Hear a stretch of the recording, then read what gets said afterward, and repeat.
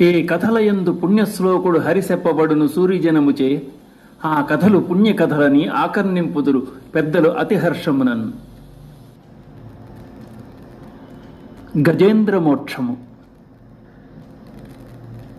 స్వయంభువ స్వారోచిష ఉత్తమ మనువుల తర్వాత ఉత్తముని సోదరుడు తామసుడు 4వ మనువుగా ఉన్న మన్వంతరంలో విష్ణువు హరిమేధునికి హరినికి జన్మించి శ్రీహరిగా అవతరించాడు.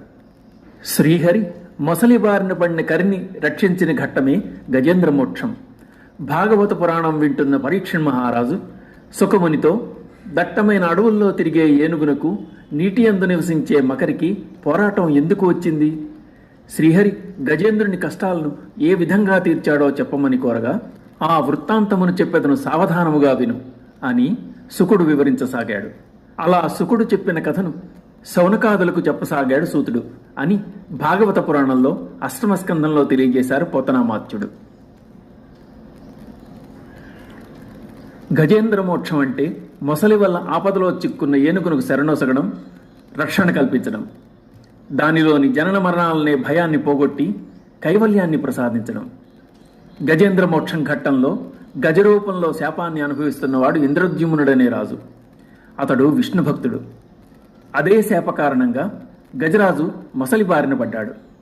అంతటి మదగజము నిస్సహాయ స్థితికి చేరుకుంది. భగవంతుని యందు శరణాగతి చేసింది. ఆ గజము చేసిన వేడికోలు వైకుంఠంలో ఉన్న శ్రీహరికి వినిపించింది. భక్త రక్షణార్థం ఎలా ఉన్నవాడలా ఆఘ మేఘాల మీద బయలుదేరి వచ్చాడు. మకరిని వధించి ఆపదను బాపాడు. నిరంతరం తన రూపాన్ని ధ్యానించిన గజరాజుకు దుర్లభమైన ముక్తిని ప్రసాదించాడు. ఈ కథలో మొసలి రూపంలో ఉన్నవాడు హూహు అనే గంధర్వుడు. అతడు కూడా వేరే సందర్భంలో శాపగ్రస్తుడై మకర రూపంలో సరస్సులో పడి ఉన్నాడు. శ్రీహరి చక్రప్రహారంతో మొసల్ని వధించడం వల్ల అతడి శాపం కూడా తీరి గంధర్వలోకం చేరుకున్నాడు. ఇక కథలోకి వస్తే పాలసముద్రము చుట్టూ ఆవరించిన త్రికూటమను పర్వతము బంగారు, వెండి, ఇనుపశిలలు కలిగి ఉన్న 3 శిఖరాలతో అలరారుతోంది.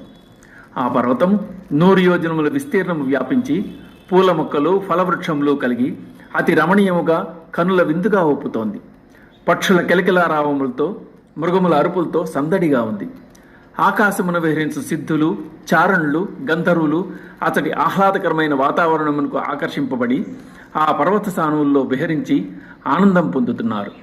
ఆ కొండ మీద వరుణుడు నిర్మించినట్లుగా చెప్పబడిన ఋతువనమను తోట, అందు ఒక అందమైన సరస్సు ఉన్నాయి.